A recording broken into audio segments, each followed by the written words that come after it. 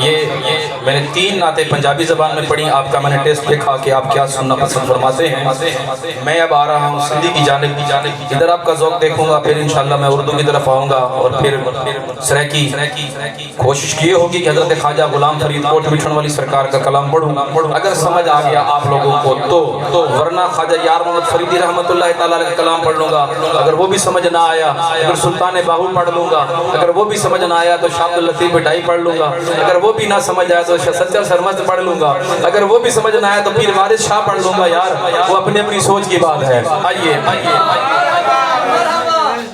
کہ نہ امید نہ تھی دل درد بھری، کدی ہم مدینے ہلندا سے، کدی ہم مدینے ہلندا سے،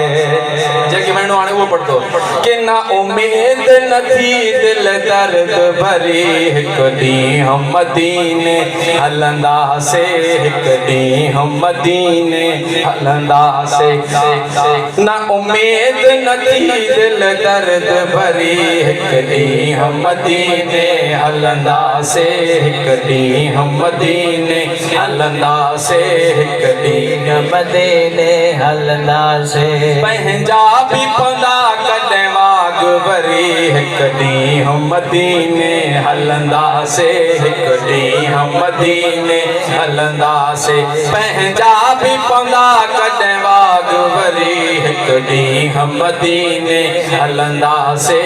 کدی ہم مدینے ہلندا سے، نہ امید نہ تھی دل درد بھری، کدی ہم مدینے ہلندا سے،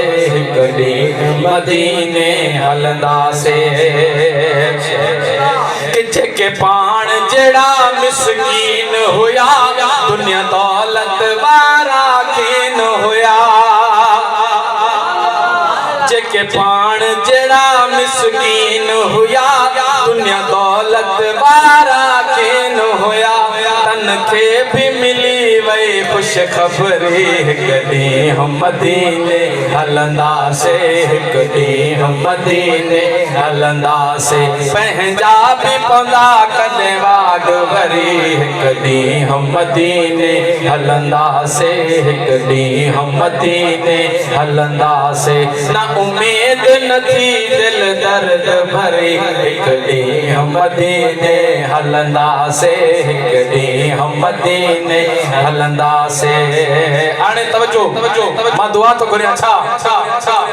سائیں کے گزارش ناموا، پک سمجھ مدینو ساموا،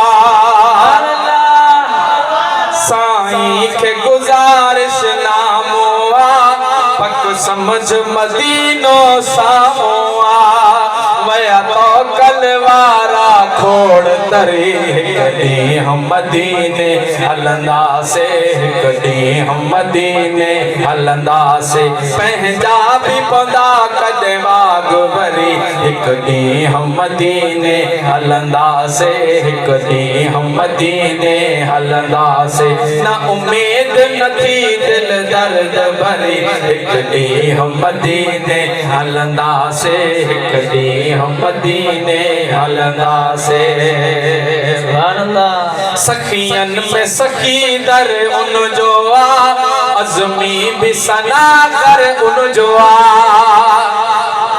سخین میں سخی در ان جو آ،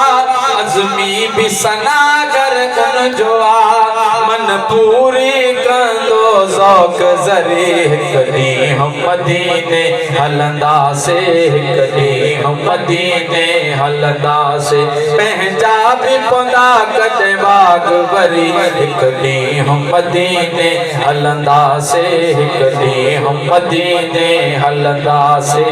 کدی ہم مدینے ہلندا سے، کدی ہم مدینے ہلندا سے۔